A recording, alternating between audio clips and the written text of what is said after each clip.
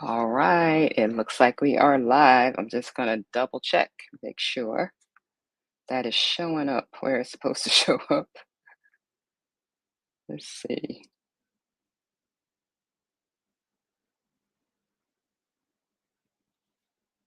Check, check, check. Yep, we are here. Welcome, everybody, to the final part of our series, Motherwit Everyday Wisdom for Mental Health and Well-Being. And today is really all about cultivating your emotional energy. Interestingly, the word emotion actually has roots in the in words that mean energy moving, right? So let's just think about how important it is to have energy flowing and how our emotions play a key role in the flow of our energy. So we're going to start with just this little scenario, right? This scenario um, where you come to the end of your day and somebody says to you, how you doing? How'd your day go? And you say, well, everything got done, right? And the other person looks at you and they say, oh, hey, well, good, right? Everything got done. They feel like excited for you. But inside, you feel like you pushed yourself beyond your limits. You feel like you ignored your body, and you feel too drained to actually have an emotional response to having completed everything in that day. You actually have disconnected from it. It's like anticlimactic, some people would say, right? Here's this big accomplishment of getting things done in a day, but then getting to the end of that day and feeling like, wow, that really didn't feel good, right? So I titled today's topic, right? Get your daily dose of joy. And that's because part of what happens when we disconnect and we just push ourselves to get things done is that we lose touch with our emotions. And when I say joy, I'm thinking not just of sort of those moments when you feel happy, but this deeper inner feeling of well-being, right? That there's something in you that you feel well, that you feel like your day went well, that you feel a positive um, response to, right? You feel positive about how your day went. So the pushing to get things done and ignoring how we feel can leave us in this position of actually disconnecting from these emotions that help us to create flow. So what can we begin to do about that, right? That's one of the questions I want to offer you some thoughts on today. But I also just want you to take a moment and think about what that feels like when you get to the end of a day and you recognize any person from the outside would say, wow, you're accomplished, you've done great things. But inside, you feel like things are crumbling, things are not going well, and it's too hard to get everything done. And this is something that is a common experience among professional women. This Everything looks really great on the outside. People will say, wow, that person's really doing it. They're killing it. But on the inside, they absolutely feel like they're going way too hard and they don't have enough left to give to make it all go well, right? So today, I just want to offer you some thoughts about how staying attuned with your emotions and cultivating your emotional energy can help you stay connected to the positive parts of the work you're doing. And that work could be work at home, or it could be work in your career, it could be some combination of those. So just think about a person who gets to the end of the day and say everything got done. They could have taken their kids to school that morning. In this past couple of years, they could have homeschooled their kids. They could have gone to the office now, or they might have been on hybrid meetings. They could have done a combination of things. They could have had an elder parent they had to take to a doctor's appointment, right? So, but they get to the end of the day and they feel absolutely spent. And even though everything is done, there's nothing left, right? For them to feel even a sense of accomplishment. It's like you can't look at yourself and say, I did a good job, right? I actually managed this today. That is robbing, that robs you of your emotional energy. It drains you. So, one of the things we can begin to do is something I learned from my grandmother, which is to actually put little pleasures in your day all day. So, my grandmother was oftentimes the neighborhood caregiver. So when parents worked, they needed someone to watch their children. She would watch their children. Somebody would drop their kids off in the morning. They come back and get them in the evening. So she was like, she was a breakfast person. She was a lunch person. She put the kids to nap. She gave them playtime, right? If they had needed a snack before their parents came. So she was this caregiver. But see, nap time was also her joy time because I was older. I was the oldest, and I'm also she's also babysitting me. When it was nap time, and I was like old enough that I wasn't required to take naps anymore. I would watch her television stories with her. Right? She used to like to watch soap operas, and she would organize the morning, organize the kids, so that when it got to this portion of the afternoon where she could have this time to watch television, she was ready to sit and watch it. And then when we got older, we could watch it with her. So she was cultivating joy in two ways. She was cultivating joy by watching these television programs that she liked. And at the same time, she might have like something starting on the stove for dinner that she could just let go slowly.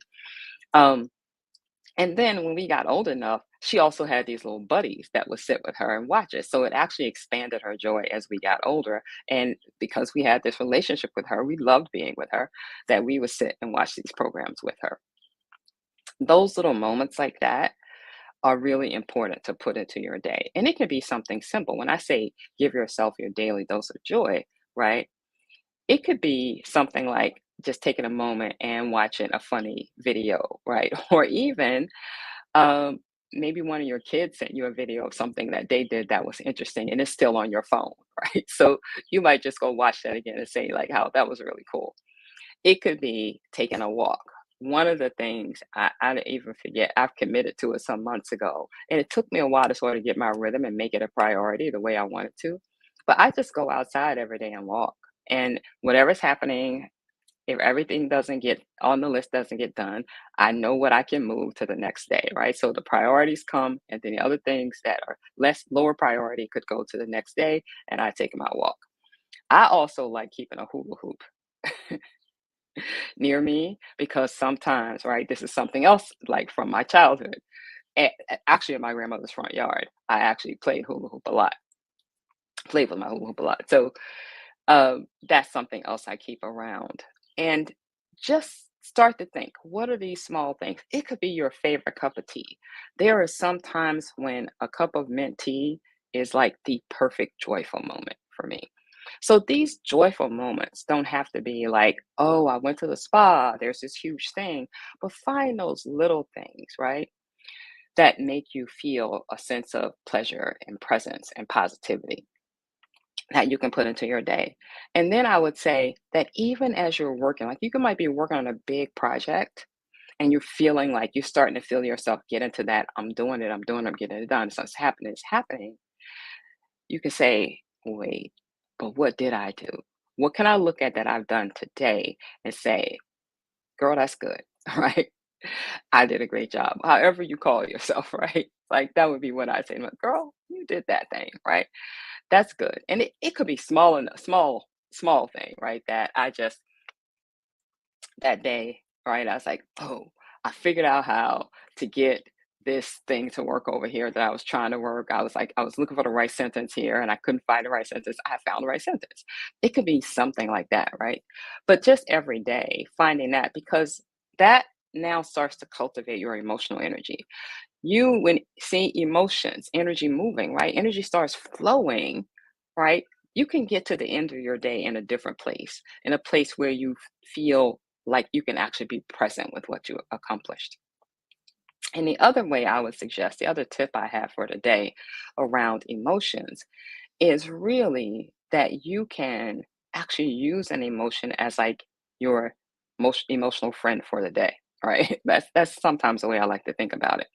So you actually come and you say, I actually do want to feel more joyful at the end of my day. So, there's this great quote from Annie Dillard who says, how we spend our days is how we spend our lives, right?